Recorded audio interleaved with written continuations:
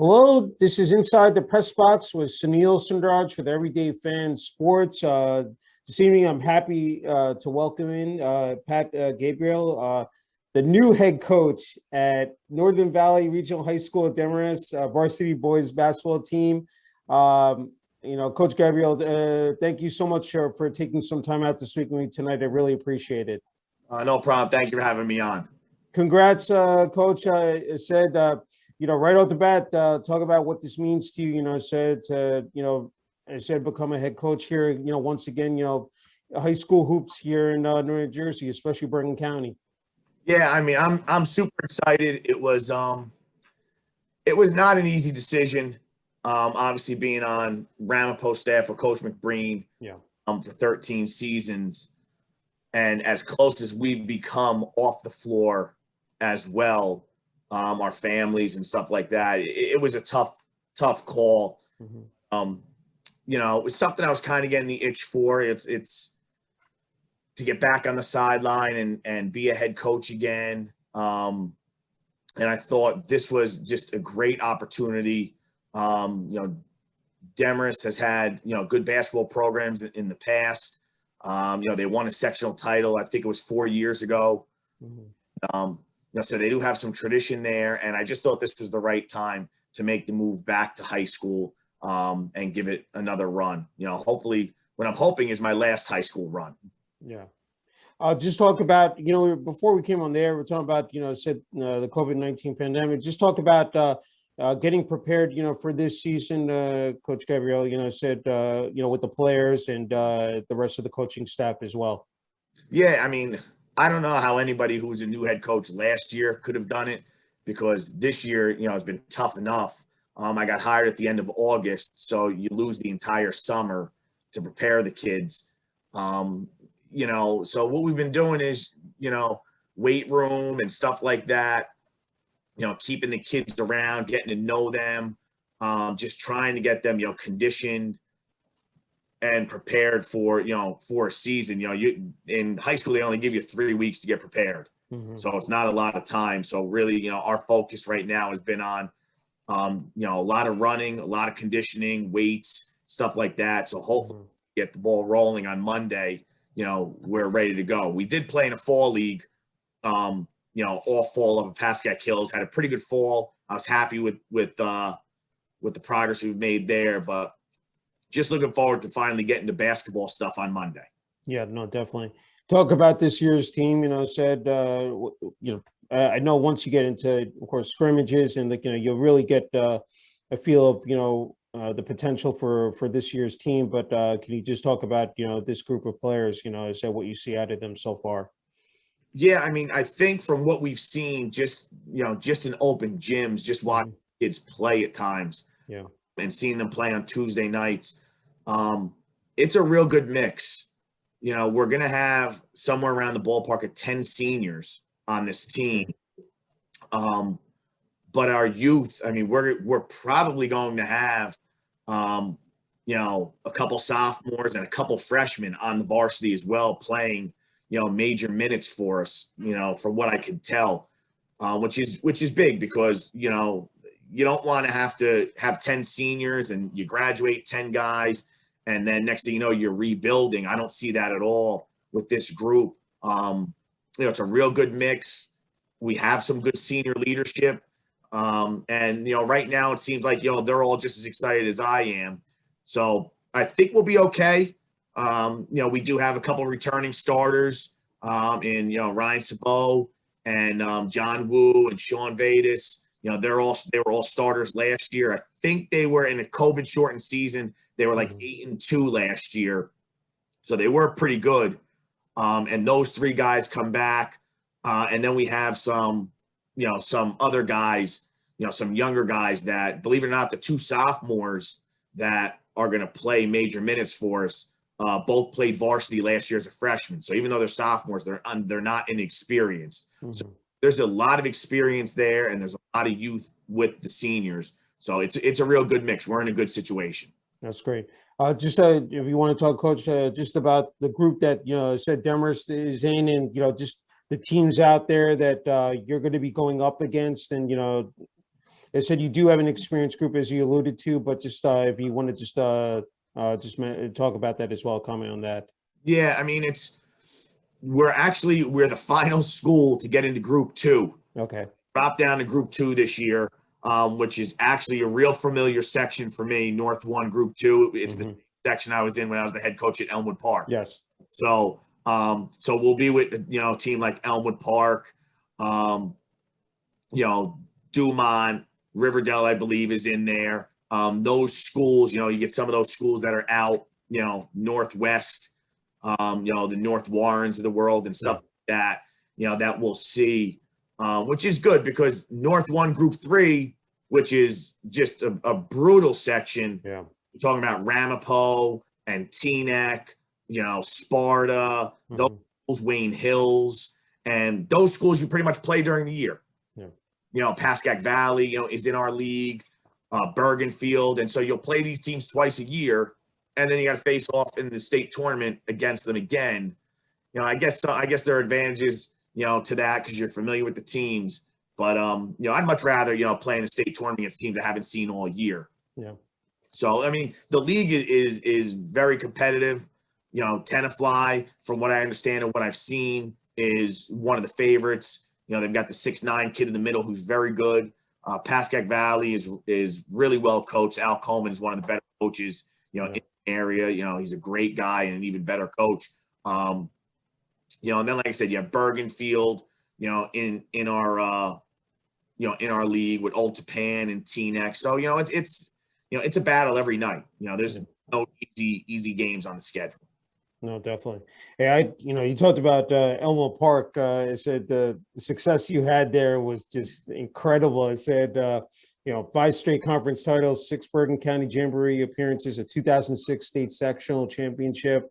I mean, you left as the all-time, leader in county victories, and then the school highest winning percentage, at 694. I mean, 107 wins there, Coach Gabriele. I mean, just talk about your time there. Just again, phenomenal numbers that you were able to post. Yeah, I mean, it was a great experience. I loved my time in Elmwood Park. It's always flattering when people congratulate me on what we did there. But like I tell people all the time, I had great kids, and you're only as good as the people you have around you. I had a great coaching staff, great assistants. I mean, my one assistant is now the head coach of Passaic Valley, Kevin Toohey. My other assistant is now the head coach of Felician and Ivan Lewis. And then the kids, I mean, we had, I think, in that 6-year run, we ended up having like 7,000-point scorers. 2 of them ended up scoring 1,500 points for us, in Ryan Velez and Ryan Belisle. So Jared Forsteri pitched Division I baseball at Arizona and scored 1,000 points for us. So we had some players. I think what I brought to them was just accountability. Just work hard, and hold each other accountable. That was it. And I think that was some of what they were lacking in the past, was that little bit of accountability, and we brought that in there, and we kind of stabilized that. I was also, I think at the time, maybe like the 4th head coach in 5 years or something. So there was nothing stable about that program. And I think I brought that for 6 years with my coaches, because the coaching staff stayed intact as well. And I think that's what helped us. But, I mean, we had good players there. There were good players in Elmwood Park then. There still are good players in Elmwood Park now. Ergit, who averaged 23 a game for me my first year in Elmwood Park, is now their head coach. So he's going to do a wonderful job with them and keep them going. So it was a great experience going to Elmwood Park for those 6 seasons. I really enjoyed it. I wanted to touch on this subject because you're a teacher, said teaching, at Hasbrook Heights High School in biology, said Bachelor Arts in Psychology and Elementary Education with certifications in Psychology, Math, and Biology. Just talk about that aspect of student athletes, because I think it's important. I mean, where it starts right there at that high school level. Just talk about that, Coach, because, for these kids, also to maintain their grades and, said being able to balance that out as well. Yeah, you try to explain to the kids, this is where you take your experience as a college assistant coach. And I even tell the kids in Hasbrook Heights, about this all the time, and I've tried to say this to the kids in Demarest. Being an athlete in high school is a privilege. The school doesn't owe the kid anything. We don't have to, the schools don't have to let these kids play, if they have discipline issues or whatnot. And like I said, I tell them, there have been plenty of kids that we've seen or we've recruited over the years that we've really liked. And then when we see their grades and we're like, well, we can't get them in to Ramapo. And we say to them, there's a reason why it's called student athlete and not athlete student. The student part comes first.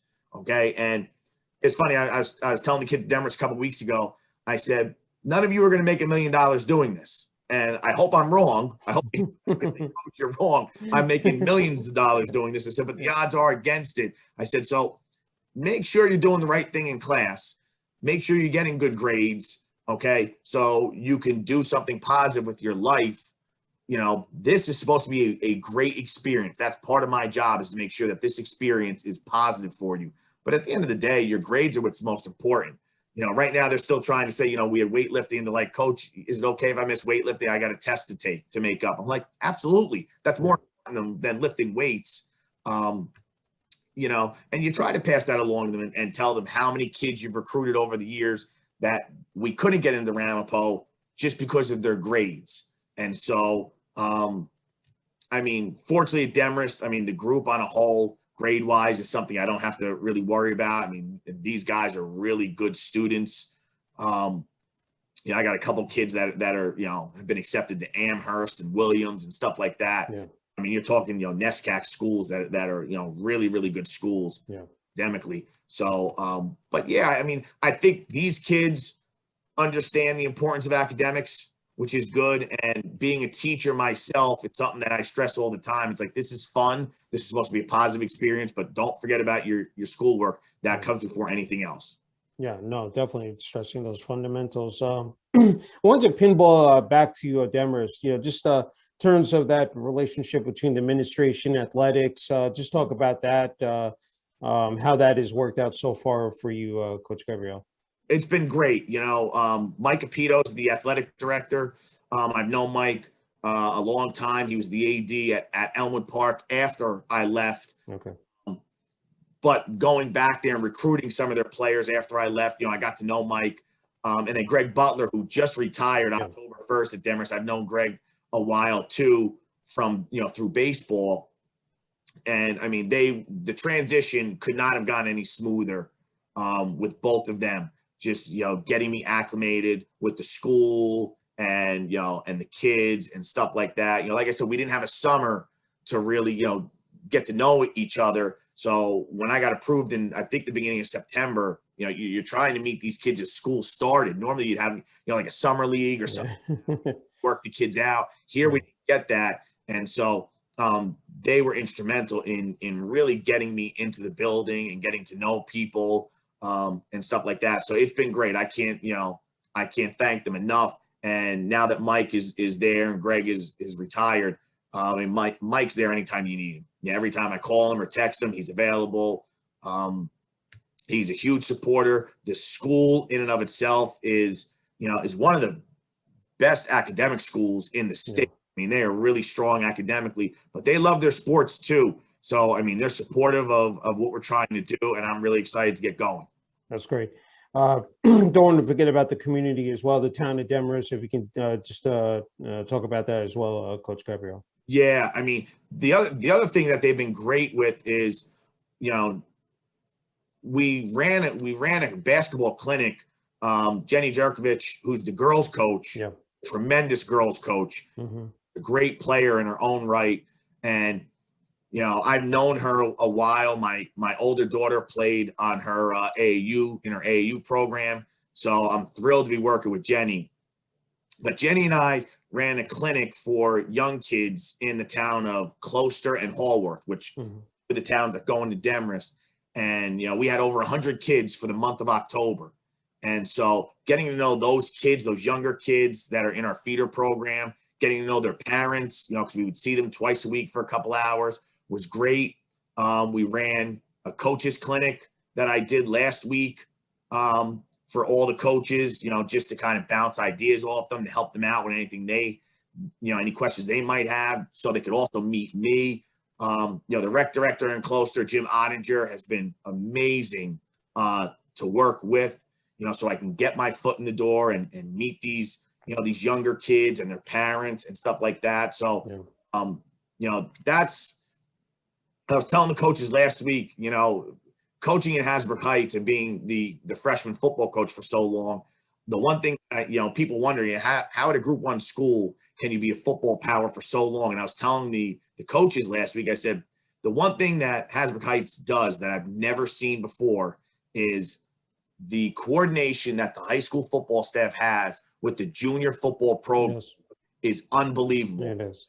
They were a wing T program for years. And then my second year, we flipped and went to a spread offense, and they had your football coaches in on everything. And the junior football program also switched to a spread offense. So, the coaches are always working hand in hand with the younger kids, and the junior coaches are always, coming around the high school program, and they just work well together. And it's so instrumental in having a strong high school program when everybody is on the same page, from the feeder program, from those younger levels on up. And that's what, we're trying to do, here in the Demorest region with Demorest, Closter, and Hallworth. And the coaches are excited. I mean, they were on board last week when I was talking to them about that. And I'm hoping to do the same thing because, you just want these kids to stay, not look at the Bergen Catholics and the Don Boscos of the world. You want them to stay in district, and you want parents to know that if they come to Demorest, they're in good hands, both academically and athletically. So, so the community has been great so far, in the first 2 months that I've been there. It's wonderful. Okay, let's transition, of course, to your 13 years at Ramapo College, as an assistant coach there. Plenty of great memories. I said those first 2 seasons, it's under head coach Chuck McBreen, who's been there now entering his 24th season there. As the head coach of the Roadrunners men's basketball team. Talk about that. The fact, winning ECAC championship, then the next year, second year, and Jack, said regular season conference championships, going to an NCAA tournament and the Sweet 16. You could have asked her, a better start and set up there. Talk about that, Coach Gabriele. Yeah, I credit a lot of my success to working for Coach McBreen. Being at Elmwood Park for those 6 years, I basically took what I learned from him and just modified it, made it easier for a high school program. Those first 2 years, it's funny. I was telling my staff this the other day because we're going over scouting and how I want them to scout. And I said, listen, when I first got into college, I thought I knew how to scout. And then, you're sitting with Chuck and he's telling you, this is what I need you to look for. This is what I know, and going through all these things that need to be in a scouting report that we need to prepare for. And you're sitting there and going, I don't know how to scout. It's easy to draw up plays and stuff like that on a piece of paper and present it to a team. I could do that pretty quick. But to know what you're looking for or what the head coach wants, because every head coach is different. Yeah. Just watching him, and how passionate he is and how prepared he is every single day. The things that we would work on those, my first 2 years back in 04 and 05. Yeah. You look at that and you say, wow, now I know why he's as successful as he is. And 24 years he's been there and he's still as prepared as ever. Mm-hmm. I've been up at practice a couple times already, still helping out and doing some scouting for them and stuff like that. And nothing's changed. His passion and his drive is still there. And so I got a real good learning experience those first 2 years out of the gate. Like you said, we won the ECAC that first year. And then second year, that team, most publications were picking us to go to the Final Four. That's how good that team was. We just ran into a buzzsaw that night in King's College in our place. That was the first loss ever in the Bradley Center, was against King's College in the Sweet 16. Mm-hmm. And I think part of that was a little bit, us looking past King's College because there was a really good York York team from Pennsylvania that was going to be waiting for us in the Elite Eight. But that was a really good team, and just how we prepared for everything from our scouting reports to practices. I mean, I can't thank him enough for helping to give me the career that I've had and hope to continue to have. Most of that I've gotten from him. I've worked for other very good coaches. Don't misunderstand me. I don't want to shortchange them, but Chuck is second to none in what I've learned from him. I can never repay him enough. No, I agree. You worked with a number of assistant coaches. I was looking at those first 2 years. Those were big staffs that that were there. I had to ask you just I mean, a number of names I could rattle off, but to just talk about that. I mean, how influential that was. How it was just I said being able to share, said so much information, ideas, just bounce stuff off the other assistant coaches as well. Yeah, I mean, early on, you're talking Robert Anderson, who was just a heck of a player, played at Western Carolina for Chuck and then transferred to Ramapo and, had some career at Ramapo.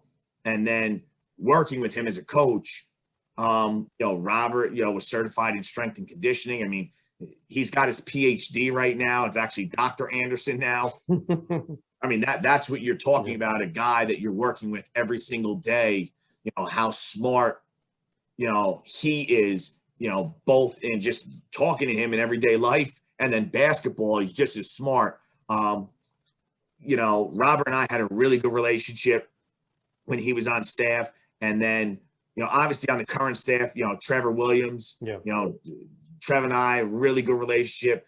Trev is an AAU guy who, knows so much about, he's a lot like Chuck in how he recruits, just a tireless recruiter, and just develops great relationships with these kids, even when we don't get certain kids, because you can't get everybody.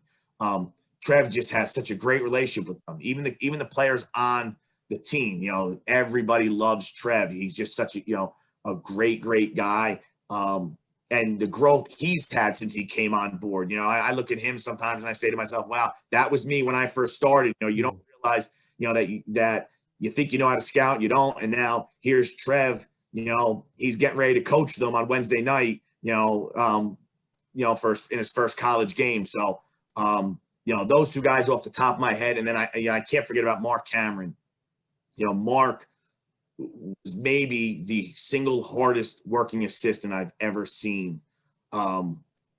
Just his preparation. And I learned so much from him. Anytime you've been at a game and you've seen us as assistants, when it's our scout just getting up off the bench and screaming different sets that the other team is running when they call it, and telling our guys, where the next guy's going and where the pass is going, matching them up right there and stuff like that. That was Mark. Mark would do that all the time. And being in the second seat when Mark was there and watching him do that, you want to model him, because he had all those top teams, and I would have the second tier teams. So then when Mark left and I moved up, to the top assistant, you don't want a letdown, and learning all that to Mark. And you talk about a guy who probably knew the other team's sets better than their kid. Mark was that guy. I mean, he would just sit in the office for hours after practice, and just watch film. And you'd say to him, Mark, your wife is going to divorce you. You need to go. So, and he just did. It was just unbelievable how prepared he was. And then when it was your scout, you didn't want to let down. Like, he just elevated the entire staff based on his preparation. And you learn from that, and you say to yourself, even when it was time for him to leave, you didn't want to take a step backwards. You didn't want Chuck to turn around and say, well, this is how we did it when Mark was here. We're not as good anymore in that department. So, I mean, I've been lucky to work with a lot of really good assistant coaches. The staff on the Final Four team, Frank Cadena, Stevie Shepard, we all had our own little job with the team.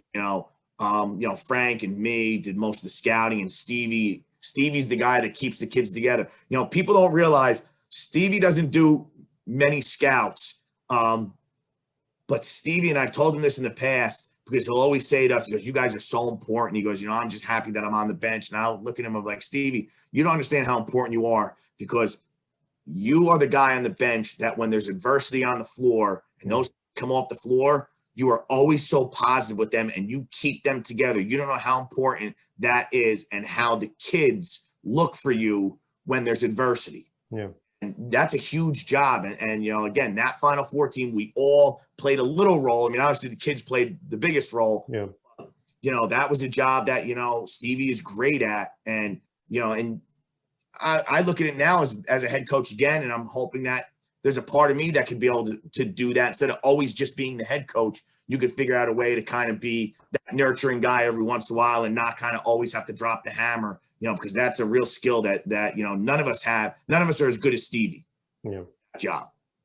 It's just remarkable when I think about the level of consistency. I know it starts with Coach McBreen, but just to see what the Ramapo College men's basketball program the last, 20 plus years, and the fact that the facilities, the Bradley Center, state of the art. When you were there, said for so many, special moments. And when that place is rocking, especially when, Tom Bonicum, hit that, said buzzer beater at midcourt, said, and then Jack, tournament championship game against Jersey City.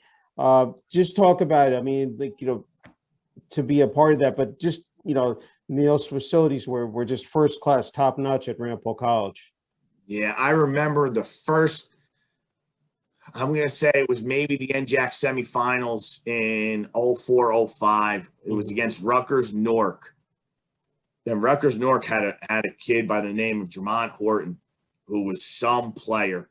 And I remember we're in the locker room where you would interview Coach McBreen after games, right out in that hallway. And we're coming out, getting ready. And it was the first, because we had a bye. I believe we were the top seed in the tournament. So we had that first round bye. So it was going to be the first NJAC playoff game in that building. Yeah. And they're stomping their feet outside. Now, we hadn't gone out. We got out for just shoot around, but the gym was not full yet. And we just hear them stomping. I remember a bunch of us just kind of looking at each other going, is that the crowd?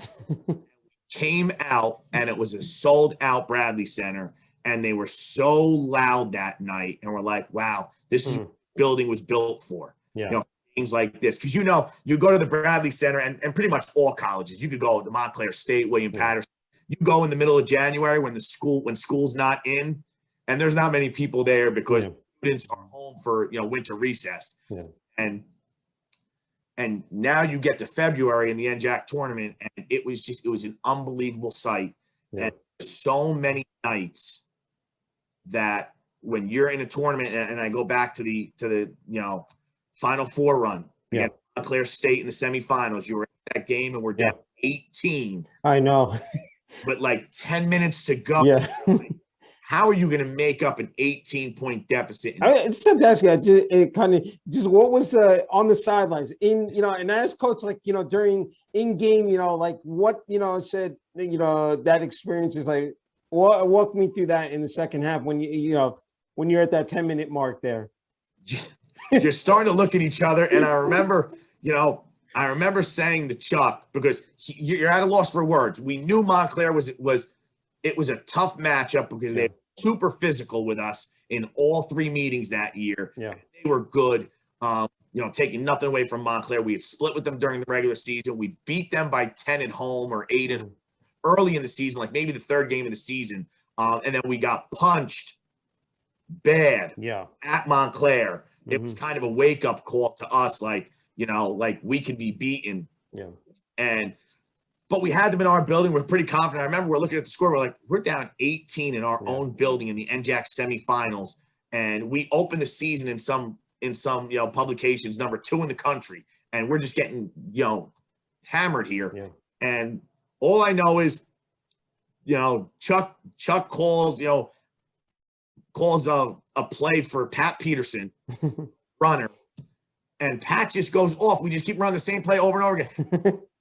I remember sitting at that first seat, me and I think it was Trev and Frank Cadena, and we just keep saying to Chuck, keep running and Pat just keeps making elbow jump shots. And Montclair wasn't making any type of adjustment, and they started to miss, and you see them getting a little tight. But I'll tell you this, on the bench, stay as positive as you can. But if any one of the assistants or coaches turn around and tell you, we knew we were coming back from 18 down, we're all lying. Everybody's lying. Because it's one thing, we were down earlier in that the year before we started, I think like 12-0.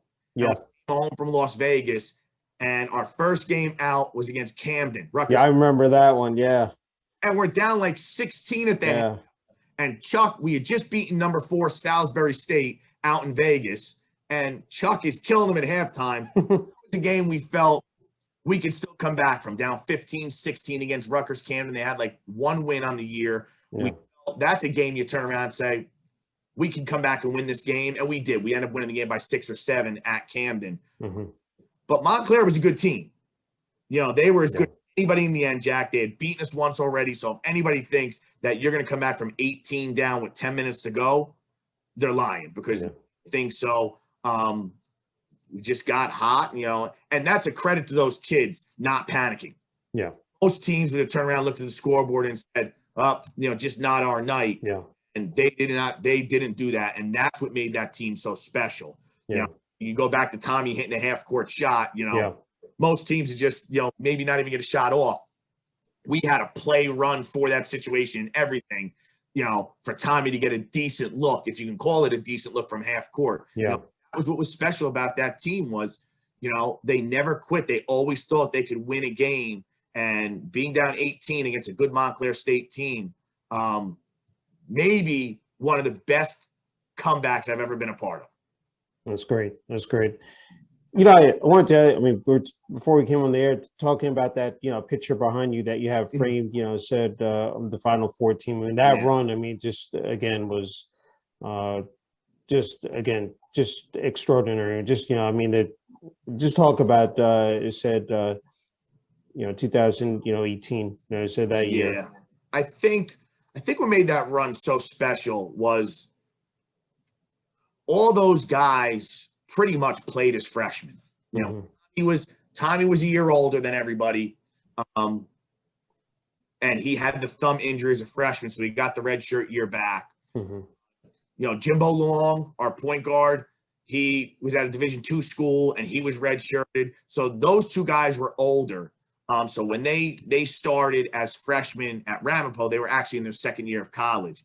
But Josh and Chris, Nick Stanek, those guys came in as true freshmen. And we spent 4 or 5 years together. You're talking about you're together more than you are with your family. Go out to Vegas on Christmas night. You're spending the holidays with those guys. When the summer before we went to the Final Four, we had the trip up to Montreal.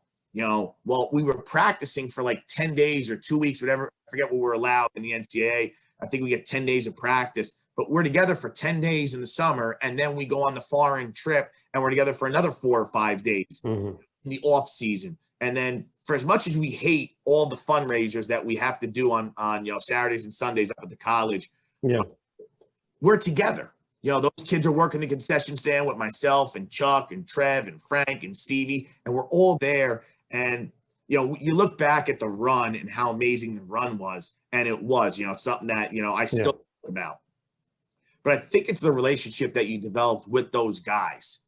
I can't say enough about those kids. And then you add in, kids like, Pat Peterson, who was with that group for 2 years. And stuff like that. And it was a great group of kids that we became a family. And the hardest part of losing that Final Four game is, there wasn't a dry eye in that locker room when lost.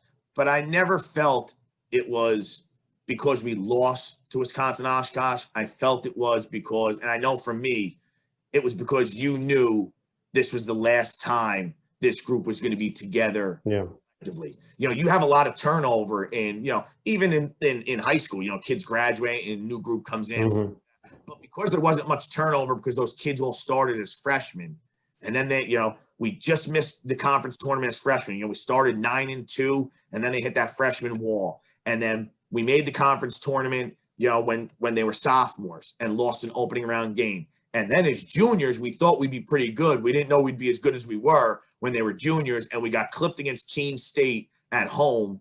And then you're with them again as seniors. So, like, in a case like Tommy was with Chuck and myself for 5 years. Yeah. The rest of that group, it was 4 years. And it's just 4 years of constant, you know, texting back and forth, you know, even in the off season. I mean, it's one of the things that we all do. We still have a group chat, you know, where, you know, I know like Tommy and Jimbo and Josh are big Jets fans. So, you know, when the Jets lose, it's a text message immediately. The Jets look good this week. And you know, Nick Stanek is an Eagles fan, and I'm a Cowboys fan. Yeah, I'm a Cowboys fan too. Yeah, so it's exactly. So it's now the cell phone is quiet this year. They're not getting me this year because we're winning. All right. But you know, like stuff like that, like it's even in the off season, you know, like Tommy and Jimbo are just insane Notre Dame fans. So, you know, when they're winning, you know, you'll text them and say, don't worry, you shut it off. Notre Dame's going to win this game. And then they'll text you back, say, leave me alone, coach. You're trying to jinx it, you know, but that's the relationship that you developed. Yeah. You know, being with these guys so much, and you get to know their parents and stuff like that. That's what makes it so special. Yeah. They deserve that. If there's a group that in my years that really deserve that because of the work they put in and the closeness of that group, that was it. It could not have been a better group of kids. No, I agree. I mean, I remember doing a group interview with them. I think it was senior night. And that was just one of the best interviews. You know, I said I started switching, you know, to doing videos, you know, stuff, material and or content. And I mean, these guys were just so forthcoming and honest, but just really down to earth, you know, willing to talk about. I said it went way beyond basketball. It was life in general. It was about family, as you said. I mean, and it was great to see these guys have such, you know, said now years later, maintaining that special bond and, you know, said friendship. And that's what you want to see. Yeah. And they were great on campus too. Like Josh, I remember, I forget what Josh was doing, but they gave him a microphone. All you can do is give Josh Ford a microphone, and you know, and he would just randomly, I forget what it was for, but he randomly interview people on campus. You know, and Tommy was part of, you know, a group, and like they were great for the Ramapo College community as well. You know, and if anything, that's what people should be more proud of. I mean, the accomplishments on the basketball court were tremendous, but the fact that all of them are going to have, you know, I'm positive they're going to be successful in the future. Yeah. They already are. You know, Tommy, you know, being an intern with the Dallas Mavericks, and now he's an assistant coach at Stack. You know, Josh is coaching, you know, and, you know, they're all just, you know, they're just a great bunch of kids. You know, it's like Chuck talks about all the time. We want to recruit great character kids. Mm-hmm. Those kids were great character kids. Yeah. And, you know, and to be around them, what they don't understand is you hope you taught them a little bit about basketball, but they don't realize how much they taught you on how to be a better coach. Yeah. Oh, and that's what those kids were all about. No, I agree. Just have another couple more. I just wanted to ask you about family, because it's important. I mean, you know, being able to balance this. It's a very demanding profession. I mean, you see with I asked Coach McGreen, and it's, you know, I mean, he was brutally honest about, you know, how much time is spent away from family. So just talk about that support system, and again, you know, being able to, you know, just it's keep it together. Yeah. Yeah. I mean, I can't say enough about my wife. She's a saint. You know, we just had our 18th wedding anniversary. Oh, congratulations. Thank you. On November 1st. And where was I? With the Demers basketball team. So, you know, so we were doing, you know, we had open gym, and, you know, and here I am, and she knows. Yeah.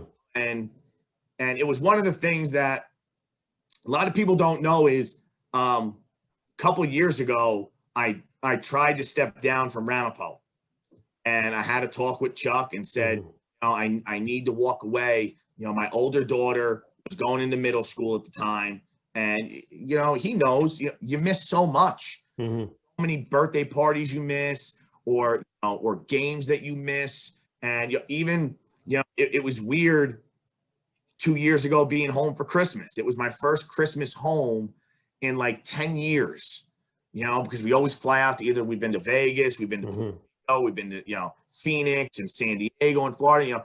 We always fly for some tournament over Christmas, so you're always leaving on Christmas for practice and then a tournament, and it was tough. And Chuck and I came to agreement, where he took me off the road recruiting. If that would, because on the off nights, people think, well, you practice and you play, but not in college. You're always out recruiting, any chance you get, and you're driving all over the state. Sometimes into New York, sometimes into Pennsylvania, sometimes down to Delaware if there's a kid. And we do that for our love of the program. And it gets to be a lot. And so Chuck took me off the road and just said to me, stay on, and we'll just have you scout and do your normal stuff. Because I started to feel guilty about missing things. And although my wife is really supportive, it gets tough. You do start to feel guilty about all the things and stuff like that. Fortunately, Chuck was so good over the years that, when we would go to the NCAA tournament or go to, Virginia for, a weekend tournament, I'd get my own room and my family would travel with us. Sure. It was one of the things I had to explain to them when I took the job at Demarest. I explained to my younger one, who's in 6th grade, I had to say, I'm sorry, but there's no more weekend trips. And Ramapo's headed to Virginia this week, and she said, well, you didn't start your season yet. Can we go down to She's like, I like staying in the hotel and traveling with the team. And so, so Chuck allowed it to be a family experience for my family. My older daughter, who's a freshman this year, we were down at Christopher Newport a couple of years ago, and she came on the bus to our practice, and she helped take pictures with, the SID. And so it turns into a family environment, and he really helped in that respect. I think this year Demarest came at the perfect time because my older daughter's a freshman in high school. Okay. And I don't want to miss. Yeah. I want to be around a little bit more. I mean, Demarest, I live in Emerson, and Demarest is 10 minutes from Emerson, so I could still kind of bounce back and forth. And Chuck would allow me to miss things at Ramapo, but I wouldn't allow myself to miss things because I would feel like I'm letting him down and the team down. And, when I do something, I give it my all. My wife is supportive. I just felt, family is so important that this was the right time for me to make the change so I can be around a little bit more. I don't want to miss out on so many of the things that I missed out on when my girls were younger. Yeah, no, well said. Hey, you might have answered this question during the interview, but I just wanted to get your take just on the game of basketball. What makes it so special to coach, and especially, here, Jersey basketball, just talk about that, Coach Gabriele. I don't know of too many areas in the country where the basketball competition is better than this area. You're talking about New Jersey, New York, it's a great game. There's I coach baseball and I'm a baseball guy at heart. But there's nothing like being on the sideline of a basketball game. And the strategy that goes into it and just trying to teach the game is different than anything else. Even when I was an assistant, I think I was able to stay on the sideline with Chuck for so long because he allowed me to do so much coaching, so much X's and O's and stuff like that. And you're always sitting there trying to figure out different ways, this team, switches, and this team, will trap, and this team, does this, and always trying to figure out a way to one up the other team, and they're trying to do the same thing. And I think it's unlike any other sport. It's fast. It's not like some other sports where you get a break. I've had kids turn around and tell me at Hasbrook Heights, say, Coach, baseball is just too slow for me to sit there and play. And I get it. I know the strategy behind baseball, but I understand, why kids, are kind of stepping away from baseball. It's hard. Yeah. But basketball is so different in that respect that, there's just so much strategy and so many things you can do, out there. Like I said, I'm a baseball guy, haven't played it my whole life. But when people ask me, what do I like coaching more? And I've coached, football and basketball and baseball, not even close. I mean, my passion is being a basketball coach. Great. Okay, final question. What your advice is for people who want to break into the coaching ranks, or who maybe in their first or second year? I said, I know you're in a perfect spot to, offer this advice. And I'm glad I'm able to ask that question, but just wanted to get your take on it. The biggest thing I would say is just listen. Just listen to other coaches. I told the coaches last week at the coaches clinic, I said, I'm 45 years old. I've been doing this since I was 20, whether it's at the college or the high school level. And if I come into a third grade, girls basketball practice, and I like a drill that you're running, I will gladly steal it from you. No shame in taking a drill from anybody. Yeah. It's when you think you've learned it all or know it all is when you should get out of the profession. There are going to be bumps in the road. It's never going to be easy. But talk to people, listen to people, ask for advice. I ask people all the time. Chuck and I still talk daily, about what's going on up at Ramapo, things that I'm doing a little differently, with Demarest. And, I send him plays. He sends me stuff and stuff like that. Anybody that's starting, I would say to them, one, it's a great profession to get into, okay?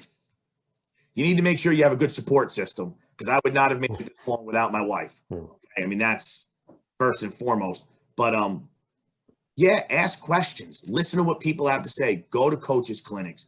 Go to practices. The one thing that I've missed out on being in the college game that I can do now is I can go back to college practices and watch other people, how they run practice. Right now, you get stuck in how Ramapo does things, and it works. So I'm not changing anything. But it's always good to see how other things do things. How do people do their shell drill? We do a certain way at Ramapo, but maybe, Seton Hall does it a different way. Maybe Rutgers does it a different way. And now I have that opportunity to go back and get to these coaches, get to these practices and learn.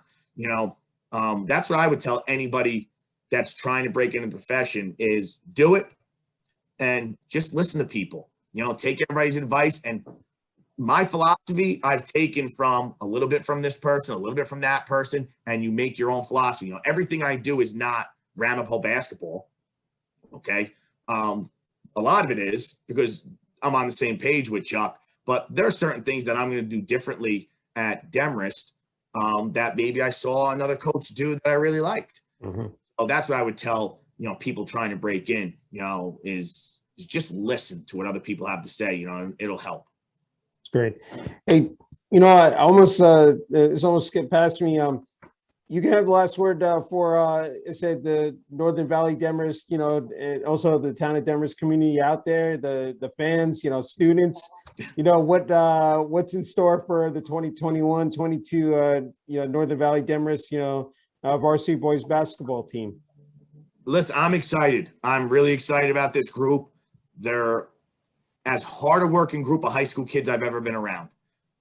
They're excited. They keep saying they can't wait to get to Monday. There's talent. I mean, it's the cupboard definitely wasn't left dry, even after a COVID year. We got some kids that could shoot. We got some kids that could play. I think it could be a really special season. Again, I feel bad for them because they got me in the first year. You kind of wish I was able to kind of lay the foundation a year ago, and then you come into this group. And like I tell them, I'm hoping as the coach not to mess it up because there is a lot of talent. We're hoping that, the community comes out and supports us. We can get that gym packed. I know I followed their volleyball team, their girls volleyball team that had an unbelievable season. And they had, some packed gyms. I've been to a couple football games. The students come out to the football game. So we're hoping to get that gym, packed this season and hoping to have a really good year. I mean, hopefully we can contend for a league title, make a run in the States and make the Jamboree.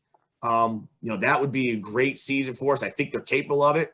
But again, time will tell. We'll see. We'll see in a week when we get this thing going. But I'm super excited about those kids and really looking forward to the season. Terrific. Hey, Coach Gabriele, can't thank you enough. It's been an incredible honor and privilege, interviewing you. Thank you so much for the time. And again, wishing you all the best, said in your first season as head coach, said of the Northern Valley Demers Norsemen, a varsity boys basketball team. Thank you so much. I appreciate it.